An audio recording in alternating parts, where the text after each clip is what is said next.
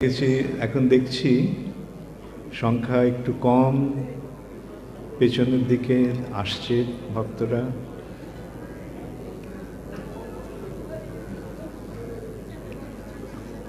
যাই হোক, তো এক চক্রগ্রামে যখন পাণ্ডবেরা ছিল তখন কি করলো? ভীম বক রাক্ষসকে হত্যা করল। মহাভারতে আমরা ভীমের ওই শক্তি আমরা দেখতে পাচ্ছি, অপূর্ব।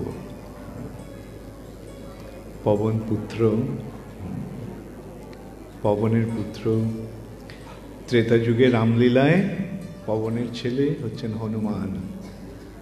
হনুমান কি অসাধ্য সাধন করেছে, একা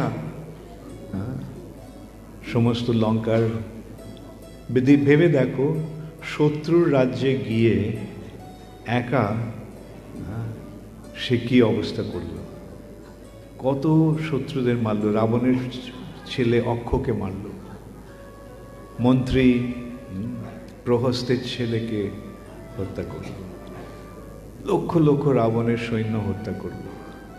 তারপরে পরে কি করল? সমস্ত লঙ্কা পুড়িয়ে দিল। এগুলি এই সমস্ত শক্তি অলৌকিক।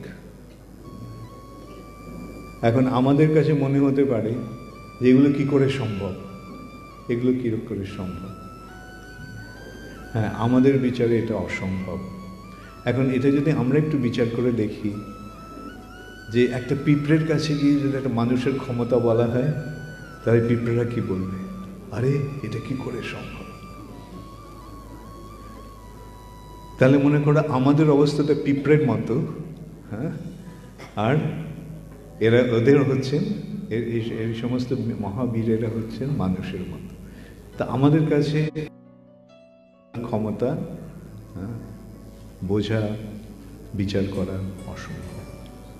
তো যেহেতু আমাদের বিচারে এটা অসম্ভব, তার মানে কি এগুলো মিথ্যে কথা?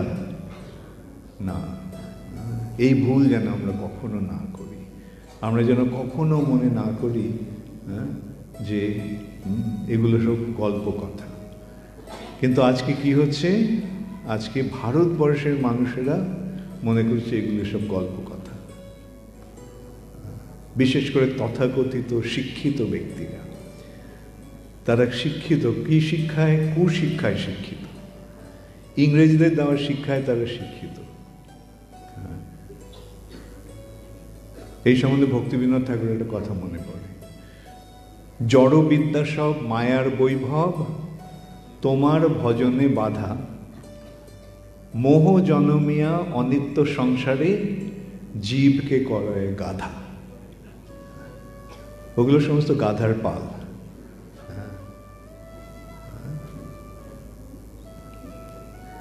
মোহ, তোমার ভজনে বাধা। দেখতে পাচ্ছ ওই শিক্ষার প্রভাবে কি হয়? ভগবানের সেবা, ভগবানের ভজনে বাধা আসে।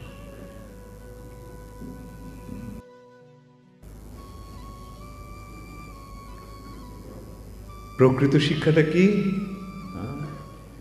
প্রকৃত শিক্ষা সম্বন্ধে বলা হচ্ছে, সেই সে বিদ্যার ফল জানিহ নিশ্চয়, কৃষ্ণ পাদ পদ্মে যেন চিত্তবৃত্তি হয়। এই শ্লোকটার অর্থ বুঝতে পেরেছ?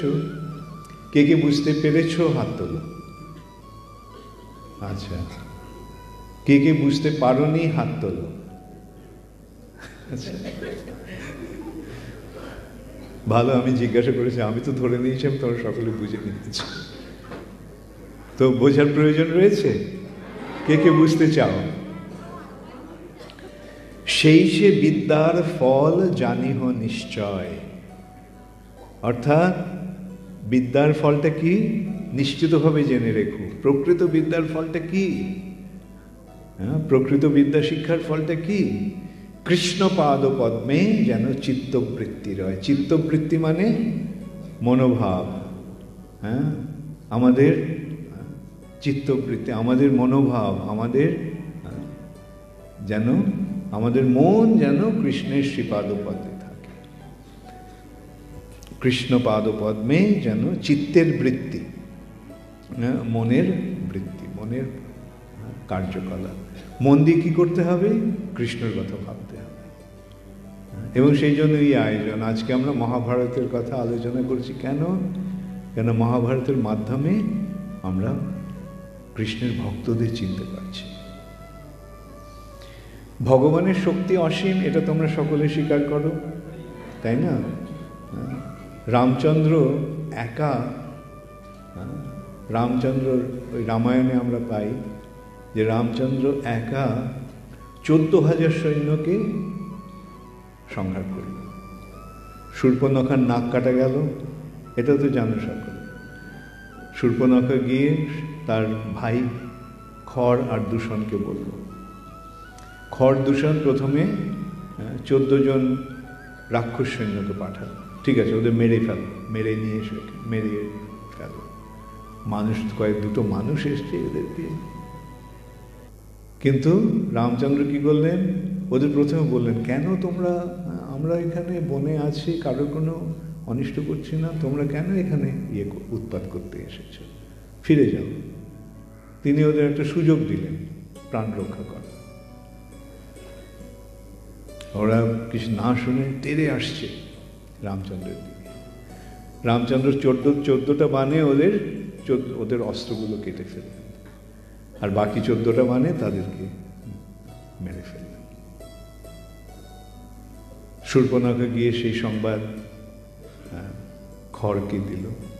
শূর্পণখার স্বামী মারা গিয়েছিল যুদ্ধে, তাই রাবণ শূর্পণখার জন্য এই ব্যবস্থা করেছিল। তার 2 ভাই খর আর দূষণ শূর্পণখাকে রক্ষা করবে, সঙ্গে 14,000 রাক্ষস সৈন্য দিয়ে। আর সে পুরো বনটা তাকে দিয়ে দিয়েছিল, পঞ্চবটী। সেই বনেও থাকে, ওইটা তার বন। তখন 14,000 সৈন্য নিয়ে খর দূষণ এলো রামচন্দ্রকে আক্রমণ করতে। রামচন্দ্র লক্ষ্মণকে বললেন যে তুমি সীতাকে রক্ষা করো, পেছনে থেকে, আমি ওদের সঙ্গে যুদ্ধছি। 14,000 সৈন্য একা সংগ্রাম করে। এখানে আমরা দেখতে পারবো অর্জুনের বীরত্ব আর ভীমের বীরত্ব। আমরা আজকেই সেটা আলোচনা করব। এই মহাভারতে আমরা অর্জুনের বীরত্ব দেখতে পাচ্ছি, ভীমের বীরত্ব দেখতে পাচ্ছি। যখন এইরকম অসাধারণ কিছু কার্য হয়, তখন কি বুঝতে হবে? ভগবানের শক্তিতে আবিষ্ট হয়ে তারা এরকম সমস্ত কার্য সম্পাদন করছে, এরকম কার্য করছে ভগবানের শক্তিতে আবিষ্ট হয়ে। না তো সাধারণ মানুষের পক্ষে সেটা সম্ভব নয়।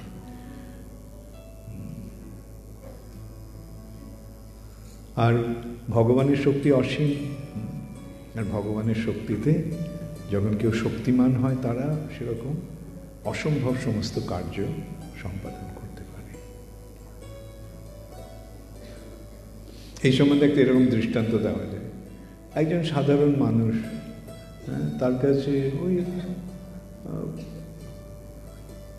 20-30 হাজার টাকা মাইনা পায়, কিন্তু কোনো কোটিপতি যখন তাকে দিয়ে কোনো কাজ করাতে চায়, সে এক কোটিপতির কাজ করে, চাকরি করে।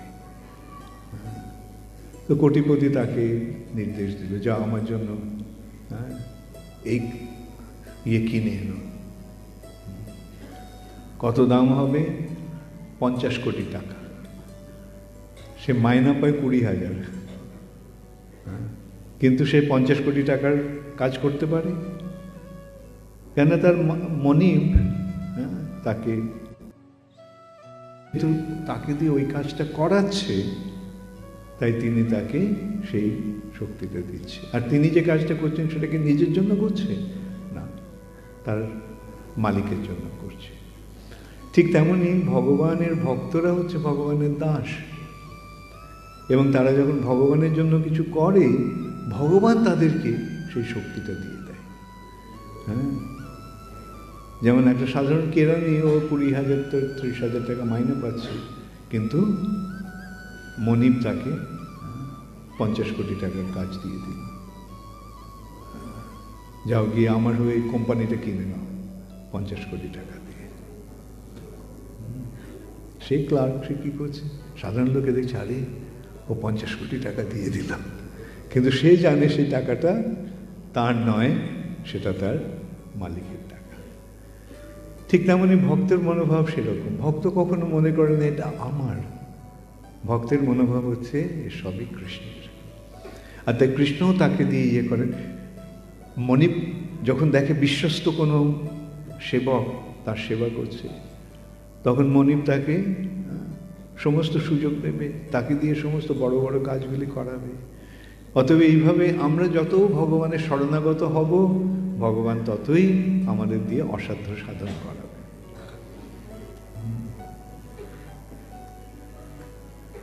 সুতরাং ভগবানের দাসত্ব করতে এসে আমরা যেন নিজেদের স্বার্থ চিন্তায় কখনো মগ্ন না থাকি, আমার নিজের জন্য কিছু যেন না করি, সবই যেন ভগবানের জন্য করতে থাকি। তাহলে ভগবান কি করবেন? আমাদের দিয়ে অসাধ্য সাধন করবেন। এবং এই অসাধ্য সাধনের প্রয়োজন রয়েছে আজকের এই পৃথিবীতে। পৃথিবীর প্রতিটি নগরে এবং গ্রামে এই যে কৃষ্ণ ভাবনার প্রচার, সেটা অসাধ্য সাধন, অসাধ্য, অসম্ভব একটা কার্য, কিন্তু এটা হবে। কাদের দ্বারা হবে? মহাপ্রভুর অনুগত ভক্তদের দ্বারা, প্রভুপাদের অনুগত ভক্তদের দ্বারা। প্রভুপাদকে পাঠিয়েছেন চৈতন্য মহাপ্রভু এই কাজটা করার জন্য, এবং যারা প্রভুপাদের এই কাজে সহায়তা করবে তারাও এই সমস্ত অসাধ্য সাধন করতে সক্ষম হবে।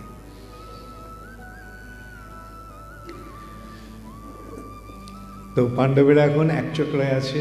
আমি দেখছি লোকেরা আসছে, আমি একটু অপেক্ষা করছি যারা ওরা আসুক, তারপরে আমি বলা শুরু করব।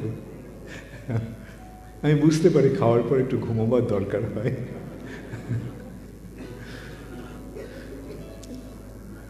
তো এই কয়েকটা দিন একটু কষ্ট করো। হ্যাঁ, এই তো আজকে, কালকে, পরশু, ব্যাস এই 3 দিন। তারপরে বাড়ি ফিরে যাবে, তখন আরাম করবে। ঠিক,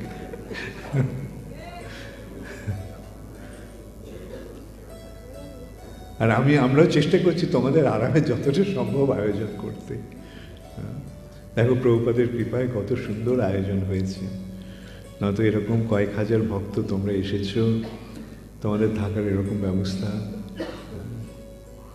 এটা প্রভুপাদের কৃপা। একচক্রা গ্রামে একদিন এক ব্রাহ্মণ এলো।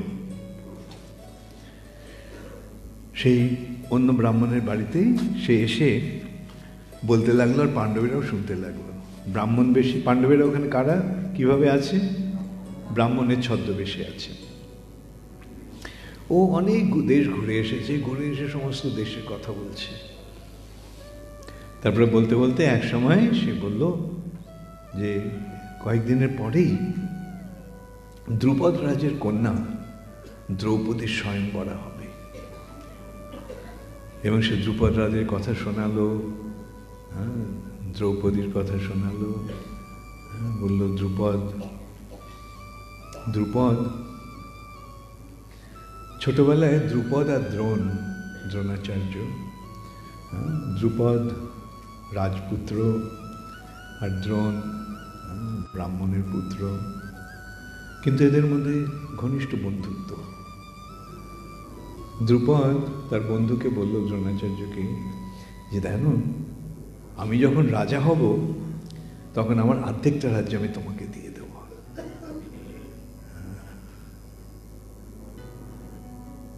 ব্রাহ্মণেরা সাধারণত গরিব, তারা অকিঞ্চন, তারা স্বেচ্ছায় এই দারিদ্র্য বরণ করে। দারিদ্র্য বরণ করে মানে জড়জগতের বিষয়ের প্রতি তাদের আসক্তি থাকে না, জড়জগৎকে নিয়ে তারা বিশেষ মাথা ঘামায় না।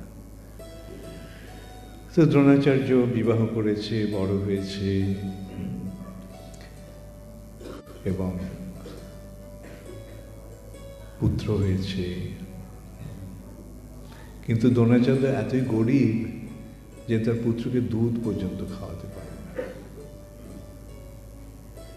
তো অন্য বন্ধুদের সঙ্গে দুধের কথা শুনে এসে সে তার মাকে বলল, মা দুধ কি? বুঝতে পারো কীরকম মায়ের তখন কীরকম ব্যথা। তিনি দ্রোণাচার্যকে বললেন। দ্রোণাচার্য ভাবলেন ঠিক আছে, তাহলে আমি আমার বন্ধুর কাছে গিয়ে বলি। তারা বড় হয়ে গেছে, দ্রুপদ রাজা হয়েছে। দ্রোণকে আসতে দেখে দ্রুপদ ভাবলে, আরে এ তো আমার রাজ্য দাবি করতে এসেছে। তো চিনতে অস্বীকার করলো। তুমি কে? ছোটবেলার বন্ধু? আমার তো মনে পড়ে না এরকম কোনো বন্ধু আমার ছিল। এইভাবে অসম্মান করলেন দ্রোণাচার্য। দ্রোণাচার্য তিনি যদিও ব্রাহ্মণ, তিনি যুদ্ধশাস্ত্রে অত্যন্ত পারদর্শী। তিনি দ্রুপদকে শিক্ষা দিতে পারতেন, কিন্তু এ করলেন যে ব্রাহ্মণের ধর্ম হচ্ছে ক্ষমা, ব্রাহ্মণের ধর্ম হচ্ছে সহ্যশীলতা, সহনশীলতা। তো নিজের প্রতিশোধ নেবে না, তো ঠিক করলেন আমি অন্য কাউকে দিয়ে প্রতিশোধ নেব। তখন কালকে আমি এই কথা বলেছিলাম, দ্রোণাচার্য কিভাবে পাণ্ডব আর কৌরবদের অস্ত্র শিক্ষা গুরু হলেন। ভীষ্ম দ্রোণাচার্যকে নিযুক্ত করলেন অস্ত্র শিক্ষা দেওয়ার জন্য রাজপুত্রদের। আর সমস্ত রাজপুত্রদের মধ্যে সর্বশ্রেষ্ঠ হচ্ছেন অর্জুন।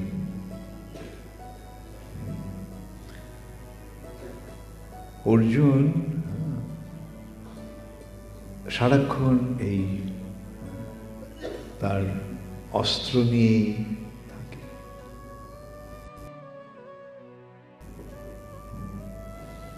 আর দ্রোণাচার্য তার অর্জুনকে অত্যন্ত ভালোবাসেন।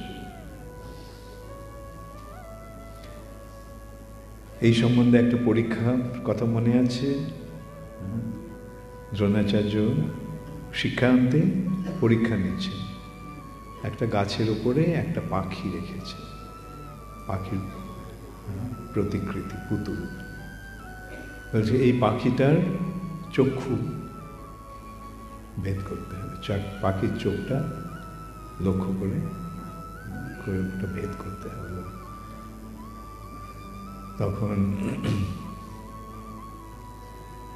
একে একে সকলকে ডাকলেন, দুর্যোধন, দুঃশাসন, যুধিষ্ঠির। কি দেখছ? আমি গাছটা দেখছি, পাখিটা দেখছি, আপনাকে দেখছি, সবাইকে দেখছি। চলবে না। এইভাবে সকলে পরীক্ষায় ফেল করল। অবশেষে তিনি অর্জুনকে ডাকলেন। অর্জুন, কি দেখছো? পাখিটা দেখছি।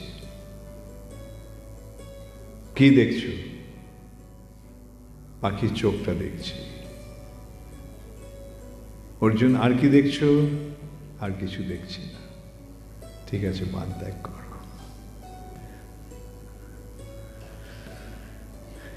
এইটা থেকে আমরা বুঝতে পারি একাগ্রতাটা কত, একাগ্রতার কি প্রয়োজন। কোনো কার্য সাধন করতে হলে একাগ্র হতে হবে। যেই বিষয়টা নিয়ে আমরা ইয়ে করছি, কেবল সেটাতেই আমাদের মন থাকবে, অন্য কিছুতে মন থাকবে না। এই সূত্রে তখন মনটা কোথায় থাকবে? বাইরে গাড়ির ঘোড়ার আওয়াজ হচ্ছে, শুনছি। পাশের ঘর থেকে কেউ কিছু বলছে, সেটা শুনছি। আর সবার উপরে মনটা যাচ্ছে একবার এদিকে, একবার ওদিকে, একবার 1 মাইল দূরে, তারপরে 50 মাইল দূরে, তারপর 1000 মাইল দূরে। এইভাবে আর কি হচ্ছে? হরে কৃষ্ণ মহামন্ত্র শুনছি, বাকি সব কিছু শুনছি, কেবল মহামন্ত্রই শোনা হচ্ছে না। তাহলে যখন আমরা জপ করব, কিভাবে আমাদের একাগ্রভূত হতে হবে, একাগ্র হতে হবে, কিভাবে আমাদের একাগ্র হতে হবে? অর্জুনের মতো, আর কিছু নয়, কেবল এই মহামন্ত্রই কেবল আমরা শুনব। তখনই আমাদের মহামন্ত্র জপ সার্থক হবে।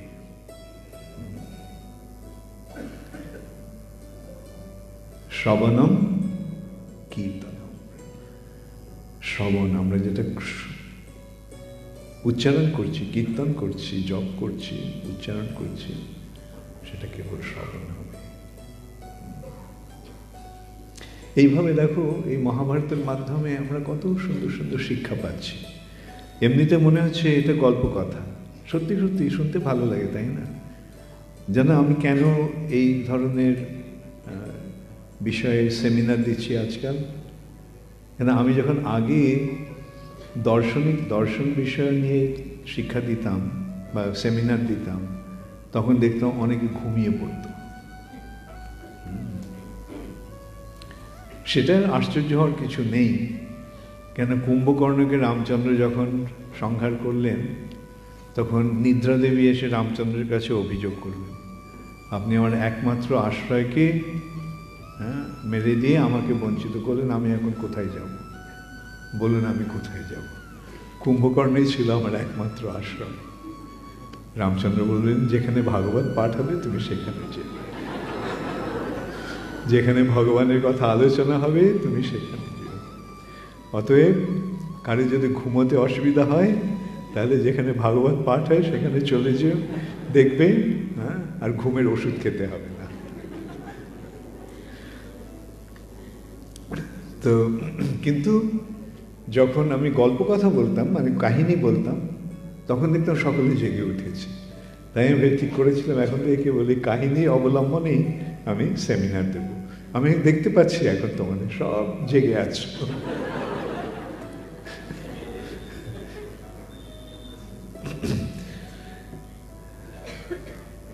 তো এইভাবে সেই ব্রাহ্মণ এসে তাদেরকে শোনালো যে দ্রুপদ রাজা সঙ্গে দ্রোণাচার্যের এইভাবে একটা ভীষণ সংঘর্ষ হলো। দ্রোণাচার্য তার প্রতিশোধ নেওয়ার জন্য তিনি নিজে নিতে পারলেন না, কিন্তু তার উপায় উদ্ভাবন করলেন। তিনি যখন অস্ত্রশিক্ষা শেষ হলো, সে অস্ত্রশিক্ষার শেষ হওয়ার পরে তিনি কীভাবে অস্ত্রশিক্ষা দিয়েছেন তার ডেমনস্ট্রেশন দেবেন, তার প্রদর্শন। সব রাজাদের ডাকা হলো সকলকে, এবং দ্রোণাচার্য দেখাচ্ছেন। আর তার প্রিয় শিষ্য হচ্ছেন অর্জুন। অর্জুন সমস্ত অসম্ভব সমস্ত অস্ত্র প্রদর্শন করছে। আগ্নেয়াস্ত্র ছুড়ল, তারপরে বরুণ অস্ত্র দিয়ে আগুনটা নিভিয়ে দিল। এইভাবে এক একটা অস্ত্র নিক্ষেপ করছে, সেই অস্ত্রগুলি প্রতিহত করছে। সকলে খুব প্রশংসা করতে লাগলো। কেবল দুর্যোধন হিংসায় জ্বলে পড়ে মরতে লাগলো। এমন সময় একটি ছেলে সেখানে এলো, এসে বলল, দ্রোণাচার্য ঘোষণা করছিলেন অর্জুনের মতো বীর নেই। সেই ছেলেটি এসে বলল যে আমি অর্জুনকে দ্বন্দ্বযুদ্ধে আহ্বান করছি। দ্রোণাচার্য জিজ্ঞাসা করলেন, তুমি কে? ও তখন মাথা নিচু করে বলল যে আমি অধিরথ সুতের পুত্র। দ্রোণাচার্য বললেন যে ক্ষত্রিয়ের যুদ্ধে এখানে সুত বা শূদ্রের অধিকার নেই। তখন দুর্যোধন বলল, একে আমি অঙ্গরাজ্য দিয়ে দিচ্ছি, সেইখানে অঙ্গরাজ্যের অভিষেক করল। তখন কর্ণ তাকে সেটিকে সেই ছেলেটিকে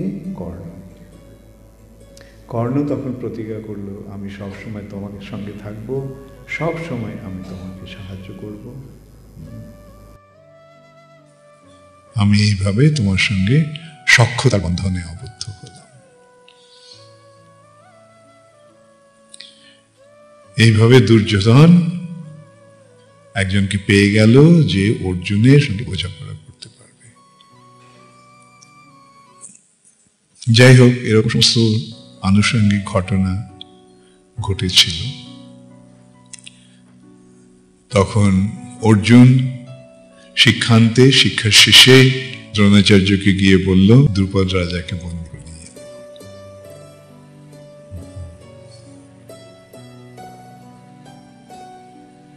এবং তখন দ্রুপদ রাজার প্রতিজ্ঞা সত্য করার উদ্দেশ্যে দ্রোণাচার্য তার অর্ধেক রাজ নিয়ে দ্রুপদকে মুক্ত করলেন।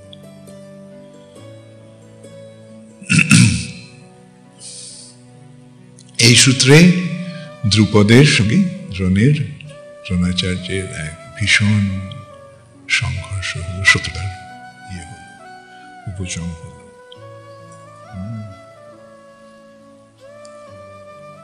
দ্রুপদ সারাক্ষণ ক্ষুণ্ণ হয়ে চিন্তা করছে, কি করা যায়, কিভাবে এর প্রতিশোধ নেওয়া যায়। তো একদিন এক ব্রাহ্মণের সঙ্গে তার সাক্ষাৎ হল, তার নাম উপজাজ। সে ব্রাহ্মণকে দ্রোণাচার্য বললেন যে, আপনি ব্রাহ্মণ, আপনি যজ্ঞের পারদর্শী, আপনি এমন একটা যজ্ঞ করুন যে যজ্ঞে দ্রোণাচার্যকে হত্যা করা যায়। উপজাজ বলল, আমি তো ব্রাহ্মণের বিরুদ্ধে এরকম করতে পারি না, ব্রাহ্মণের অনিষ্ট সাধন করতে পারি না। তবে চলো আমার ভাই জাজ, তার সঙ্গে গিয়ে আলোচনা করা যায়। জাজ সব শুনে বললেন, ঠিক আছে, আমি তোমার হয়ে একটা যজ্ঞ করব, তোমার জন্য যজ্ঞ, এবং সেই যজ্ঞে তোমার এক পুত্র লাভ হবে, যে পুত্র এই দ্রোণের মৃত্যুর কারণ হবে। এইভাবে ঘুরিয়ে তিনি যজ্ঞ করলেন। সেই যজ্ঞের ফলে যজ্ঞের আগুন থেকে এক দিব্য পুরুষ বেরিয়ে এলেন। তিনি হলেন ধৃষ্টদ্যুম্ন। তার পরনে কবচ, কুণ্ডল, কবচ মানে বর্ম, তার হাতে অস্ত্র, আগুনের মতো তার কান্তি, মাথায় মুকুট। এ হবে দ্রোণাচার্যের মৃত্যুর কারণ। আর তারপরে সেই যজ্ঞের আগুন থেকে বেরিয়ে এলো একটি কন্যা, যাজ্ঞসেনী। তার গায়ের রং নীল কমলের মতো, নীলকান্ত মণির মতো, আর তার রূপের তুলনা হয় না। দ্রুপদের কন্যা বলে তার নাম হলো দ্রৌপদী। সে ব্রাহ্মণ তখন বললেন যে এই দ্রৌপদী স্বয়ংবরা হবে, এবং এই স্বয়ংবরায় সমস্ত রাজাদের আহ্বান করা হয়েছে এবং ব্রাহ্মণেরাও যাচ্ছে। ব্রাহ্মণেরা ওখানে গেলে অনেক দক্ষিণা পাবে।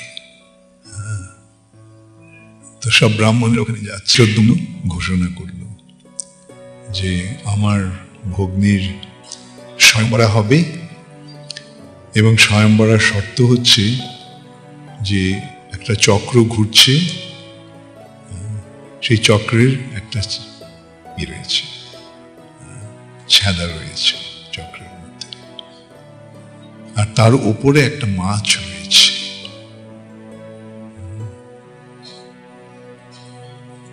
আর নিচে একটা জলের পাত্র রয়েছে, সেই জলের পাত্রে তার ছায়াটা পড়ছে, প্রতিবিম্ব।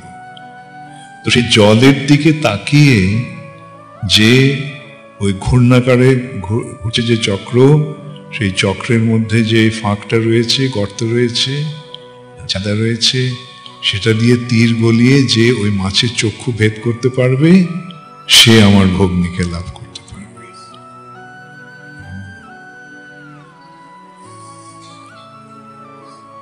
তো যখন এটা ঘোষণা হলো, সব রাজারা দৌড়েছে, আমি সবার আগে যাব, আমি যাব।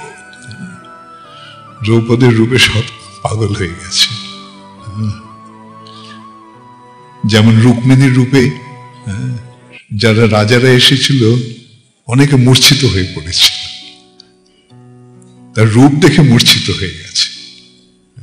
এদেরও ঠিক অনেক সেরকম অবস্থা। ওখানে তারা মূর্ছিত হয়ে সেই সুযোগে কৃষ্ণ রুক্মিণীকে তার রথে তুলে নিয়ে ইয়ে করল, রথ চালিয়ে দিল।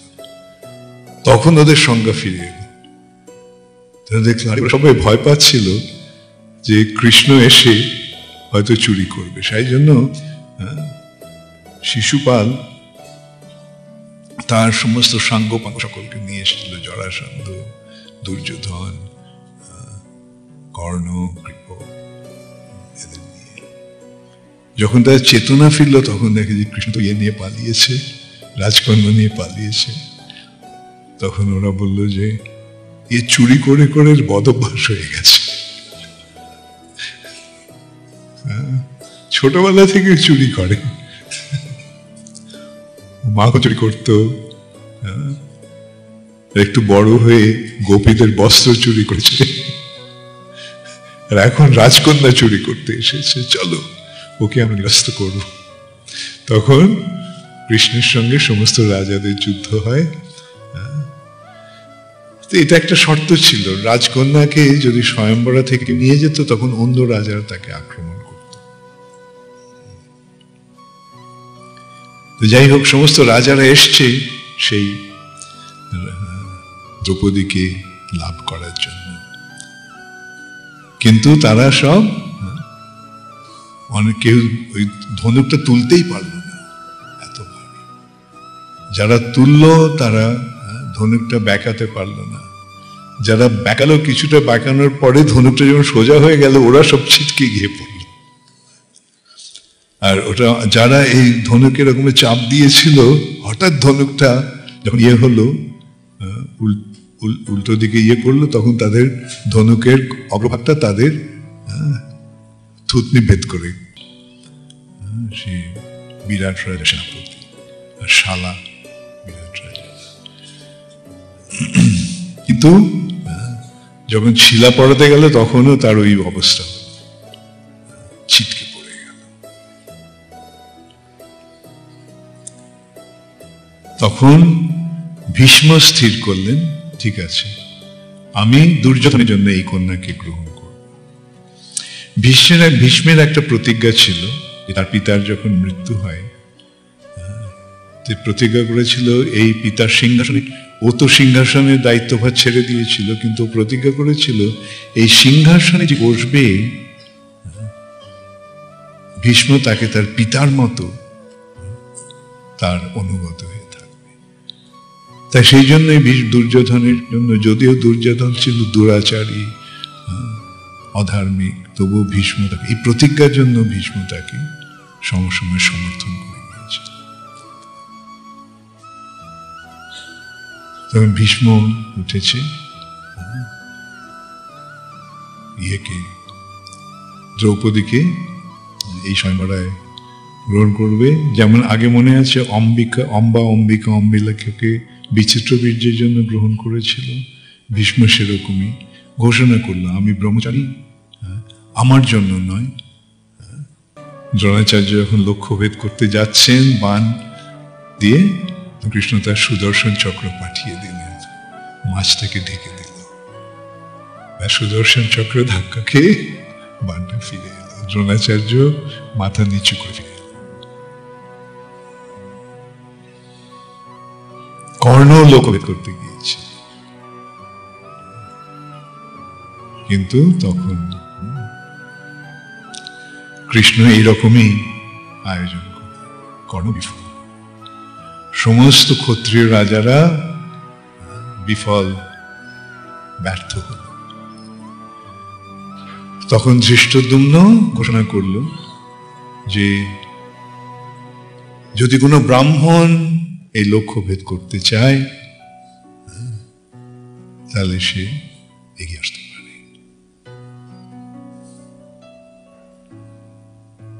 আচ্ছা, তারা যখন একচক্রে ধৃষ্টদ্যুম্ন আবার ঘোষণা করলো, এবার 3 বার এইভাবে ঘোষণা করলো, অবশেষে অর্জুন এবার আর মানল না, সোজা উঠে গিয়ে সেখানে গিয়ে অনায়াসে সেই বাণটা, ধনুকটা তুলে নিল।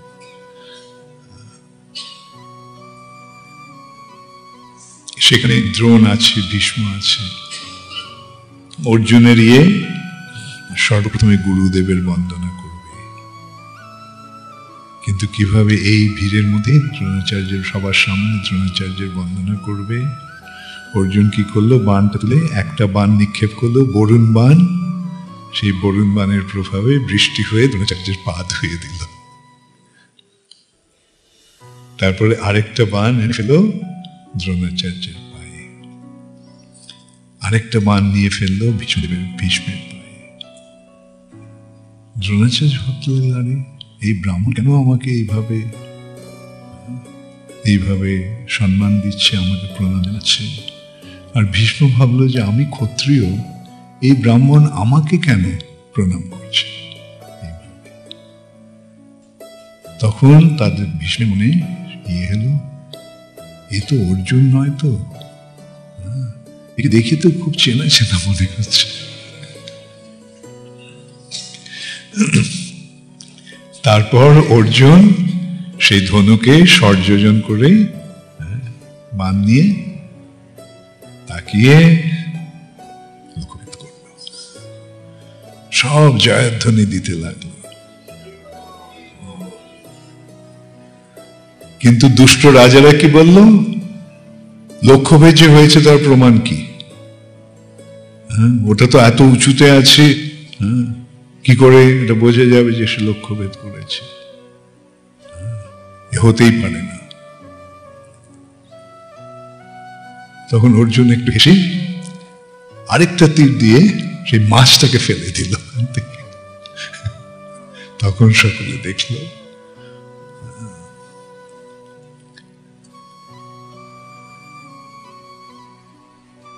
দুর্যোধন চটে পাঠালো,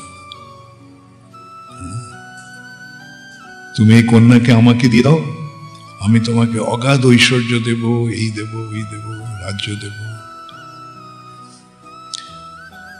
অর্জুন সে কথা, চরের মুখে সে কথা শুনে বলো যে তুমি তোমার প্রভুকে গিয়ে বলো যে আমি তোমার প্রভুকে কুবেরের বর এনে দেব, কুবেরের ধন সম্পদ এনে দেব, ওর সমস্ত বউদের আমার কাছে দিতে, ওর সমস্ত পতিদের। সে কথা ব্রাহ্মণ লক্ষ রাজা ওকে ঘিরেছে, কি করবে? কৃষ্ণ বললে যে এই যে অন্যায়ভাবে যে ব্রাহ্মণের বিরোধীরা এই ক্ষত্রিয় রাজা দাঁড়িয়েছে, সেই অন্যায়কে দমন করার জন্য আমি আমার সুদর্শন চক্র পাঠিয়ে আমি সমস্ত রাজাদের সংহার করব।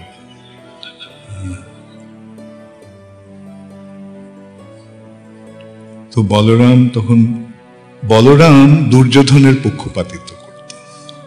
দুর্যোধন বলরামের প্রিয় ছিল। কৃষ্ণের প্রিয় হচ্ছে অর্জুন আর বলরামের প্রিয় হচ্ছে দুর্যোধন।